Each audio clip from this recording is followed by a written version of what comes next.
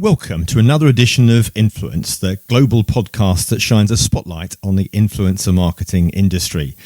My name is Gordon Glenister, and among my many roles, I'm the global head of influencer marketing at the Branded Content Marketing Association, which is a professional membership association representing the branded content and influencer marketing industry.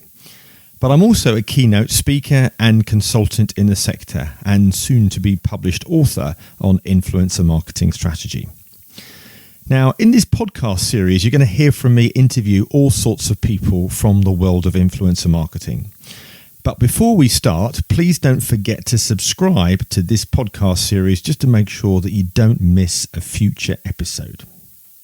In today's edition, we're going to be discussing what it's like to be a TikTok star in the world of influencer marketing. And I'm going to be talking with the fabulous, fun and lively Sherice Banton. TikTok continues to grow and expand and is now reaching 2 billion plus downloads in April 2020 alone. And it's become one of the most used apps in the App Store. Some users are spending 45 minutes on average per session, proving how engaging and entertaining it has now become. More and more brands are investing in the platform too. So without further ado, let's talk to our guest today, who's got 4 years experience on TikTok. Sherice Banton is a full-time creator now with over 1.7 million followers on the platform. And there she brings her personality to life through comedic content and a miniature series. She's also collaborated with brands such as Adobe, HarperCollins and Warner Brothers. So I started by asking her to tell us a little bit about her journey leading up to her current success. And here's what she had to say. I've been on the platform for a long time now. I actually started 4 years ago. So really familiar with all the changes that it's kind of gone through because I started so early on. But I was always drawn initially to comedy. I just found it really fun, engaging. I just like the spirit around it. So I was like, let me do the same. So I've always kind of stuck in that niche. And as time has gone on, I guess the content has kind of adapted because initially there was a lot more like take sound and bring it to life through acting as opposed to using my own voice. Whereas now I'll do a lot more of my own voice and own sketches and that kind of thing. So a lot more creative content. But yeah, other than that, it's been like comedy through and through, really. Apart from here and there, I'll do a bit of dance. So what have you found that's worked particularly well? And presumably with trying to boost engagement, you've found certain things have worked better than others. Oh gosh, yeah. The biggest one that stood out, it was actually earlier this year, like started this year before lockdown. And I started doing a series as opposed to like normally when you go to TikTok, it's just one video, love it, you kind of move on. So instead, this series was a single story spread out over 11 individual TikToks. And it blew up like crazy, like collectively over those videos, it was 24 million views. Around that region, like really crazy. So I did the same thing again, like the week after. And again, it was really successful. So I think it just shows you what you can do on a platform like TikTok. It doesn't have to be just that one-off video. What do I have to do for that one? You can spread it out and link them together. And when people have a story that they're really, really engaged in and they're like, oh my God, what's coming next? Like, 'cause that's the kind of feedback I was getting on those videos. It's a really good way to engage your audience. And have you found that has helped you promote yourself onto the other platforms as well? In other words, has TikTok helped amplify your brand, your presence? Before TikTok, I was on Instagram, but I wasn't like active on Instagram, you know, it's just casual. But since TikTok, that's actually now a thing. Like I take it more seriously. People have migrated from TikTok to Instagram. You do have to be a bit active and like you have to make your audience aware usually. But they're having people along the way that are so like interested and like just want to know more about you that they've just gone across there anyway. So I'm a bit more mindful about the content that I'm doing on those platforms as well. YouTube too. A lot of people ask, are you doing YouTube videos? Because I feel like TikTok and YouTube actually work quite well together. If someone is really, really engaged and interested in your content, they want to see longer form. And especially for my kind of content where it's comedy, like they want to see the longer sketches and that sort of thing. So those two hand in hand have worked really well. I guess because of your success, you've been able to attract the interest of brands that clearly want to create partnerships with you. How does that work? What's been your experience working with brands? I've been quite fortunate because the last, just over a year actually, I've been full-time creator, and that's because of the opportunities that I've come through from agencies and brands. So how it tends to work, usually for the most part, I'll have an agency that's working on behalf of a brand reach out to me and say, we've got this campaign. And that could be a promotion of a product. It could be a promotion of a song, films, anything really. If they think that they found my content basically and thought she'd be really good for whatever reason to promote this product. And usually for me, it's around like the energy. I don't have any like swear words and that kind of thing. So better for family brands and that type of thing. That's the initial point. They'll reach out to me. Brands can also reach direct, and that has happened for me too. And also independent artists, but typically the agency. And basically they'll just start with a brief. Like they'll say, we've got this concept for this video. Can you do this kind of video with this product? So that might be a dance as an easy example. It could be, we want you to create a sketch around the product or the song, whatever it may be. And basically we just work out, okay, what's the pricing going to be? And then I'll be happy with the brief. I'll give them my interpretation of, okay, I'd like to go with this idea. Does that work for you? We all agree, we're all happy, and we kind of go ahead and create that first concept. And usually after that, the brand or the agency will get the opportunity to review that and say, okay, we really like that first draft, but can you tweak the opening to be a little bit different in this way? Or can you say this at this point? They'll usually get like a couple of tweaks if they want to. Sometimes it's just like, oh, brilliant, let's go. But yeah, and then you get it posted. I'm guessing presumably though, there might be instances where people have asked you to do something and you say, well, I'd like to work with that brand, but I'm not so happy with what they're asking of because that doesn't resonate with my audience. Yeah, so I've had that happen a few times. I think that's really important for creators to say no when it's not the right opportunity for them or their page. Like some brands have reached out and the product or the message just isn't right for my audience and it's just not going to work. It wouldn't make sense for me because it's coming out the blue. It wouldn't make any sense. Why is Sherice suddenly talking about this product that she'd never use?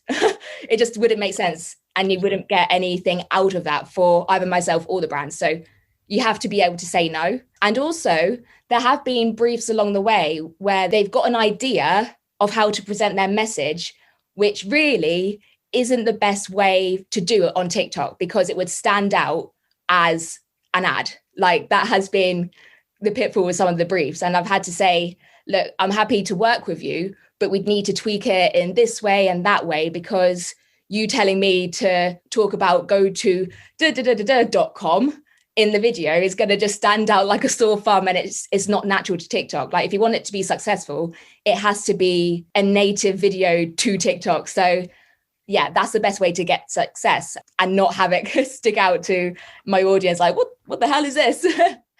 Well, I'm guessing as well, you both want the same thing, don't you? You both want a desirable uplift in maybe sales, brand awareness. Yeah. At the same token, you're going to want to hopefully do something that's going to increase engagement on your platform and increase your audience. It's not just about remuneration and brand partnerships. No, definitely not. There are other benefits for you by working with a big brand or an interesting campaign. Yeah, no, there definitely is. Has to work both ways. I'm very keen to specifically talk to you about music and film, because that's an area that we're quite keen to talk about when it comes to influencer marketing.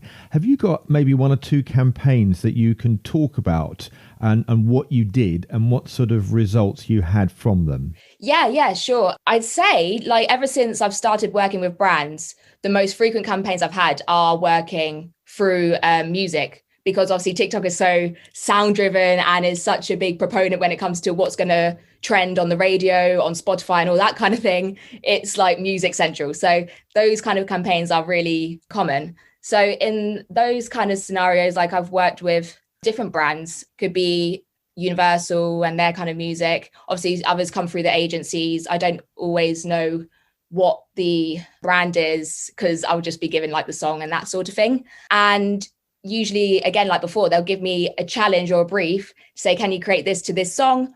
Or sometimes a brief is completely open. Like there was one I did for Sam Fisher. Don't know if anyone listening is familiar with the song The City, but we did one for that and it was an open brief. And they were just like, okay, give us a concept that we can approve and then we can just go ahead with it. So we did that. And I did a video with my boyfriend where we set up like a romantic evening that was quite like surprise. Like it was quite cute. And it went to like the vibe of the song. And that performed really well. That got over, I think it was between 300,000 and 500,000 views. Can't remember the exact figure, but it performed really well. So with music ones, it's a lot more open. And then like you say, on the other hand, I've had other campaigns I've worked through on the film end of things. So the most standout one was last Christmas, Warner Brothers invited me to go to New York. It was crazy because I'd never been to New York before and it was at Christmas time, so it was beautiful. And that was to promote an upcoming film called In the Heights. And they wanted us to go to New York so that we could go to the specific location that the film was set, because it was a very, very personal film. It had a big story behind it, a lot of emotion. And to be honest, I would not have understood any of that without going through this experience and them taking the time to actually educate us. Like we met the director, we met the people that had acted in the film. It was really, really good. And I started to fully understand what that film was about. And then that helped me to create much better content because I understood the message, I understood the vibe, I fell in love with the film. And because I fell in love, it's so much easier for me to communicate what that film was about in a really positive way. So that was really, really good. And we did like several pieces of content around that. That was like Instagram stories, Instagram posts.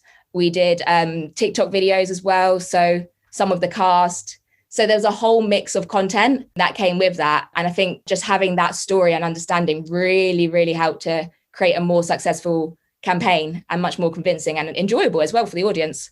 So, I mean, I think what's interesting about what you said there is brands that think about educating their creators, almost like brand immersion, can be so much more successful, can't they? And then there's been a real trend, I think, is long-term partnerships, not just one-off campaigns. And that, of course, is where this sort of brand immersion comes out. So it's almost like you become an ambassador for that brand. Yeah, I actually prefer that approach because if you're going to genuinely, if you think about influence marketing as a general, if you're going to genuinely influence someone, you have to genuinely care about what that brand is about. So having an understanding about what they are about and why their values resonate with your own will make any content far more convincing initially. And then, like you say, having a long-term partnership, I think is actually far more effective because your audience can genuinely see that you're still working with that brand time after time. And that has a much greater impression than that sort of one-off, oh, here I am, here's a promo sort of thing, and then it's gone.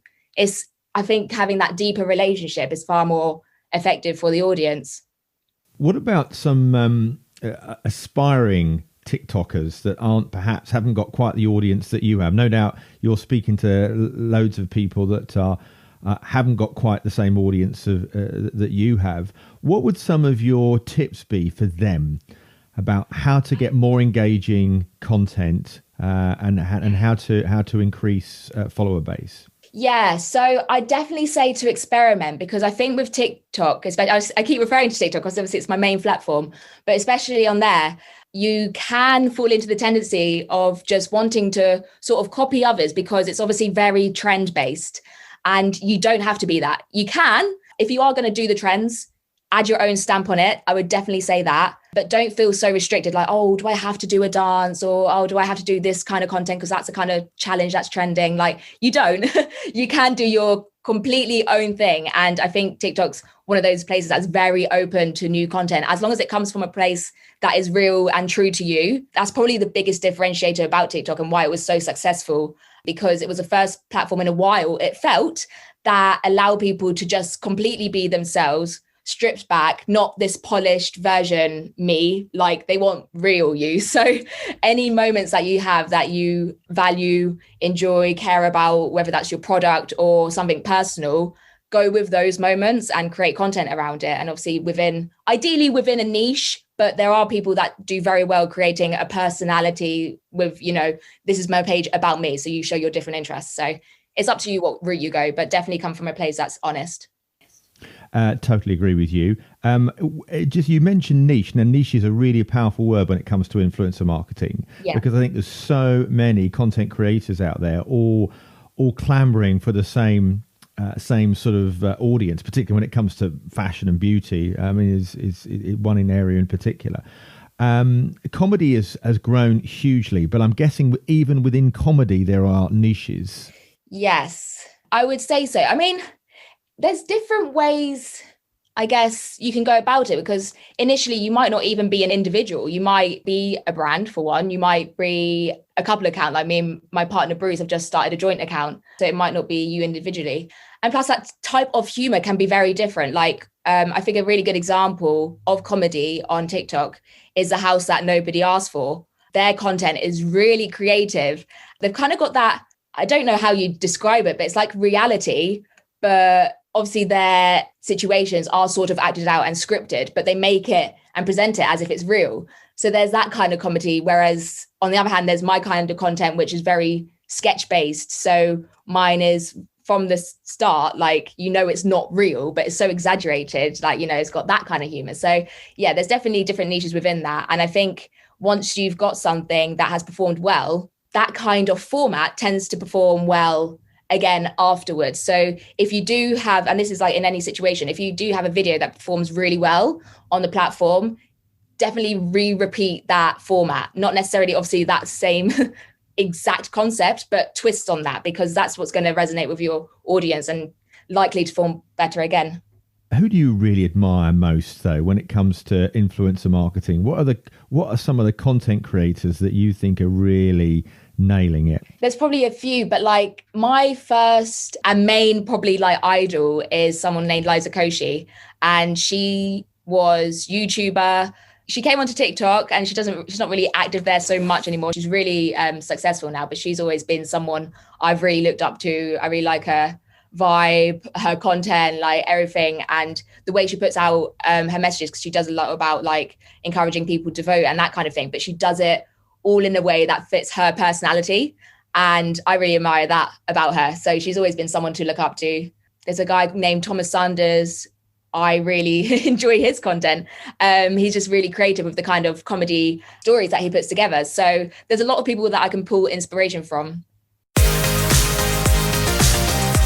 This podcast is supported by the Branded Content Marketing Association, promoting the value of influencer marketing globally. That's it for another edition of Influence. Please don't forget to subscribe to the show and give me your feedback at influencepodcast.net, or you can also follow me on LinkedIn, Instagram or Twitter, where you can also ask me a question about this episode, any of the previous ones, or what you'd like to hear about in the future. Thanks also to my producer Neil Whiteside from FreedomONE, and until next time, from me, Gordon Glenister, it's bye for now.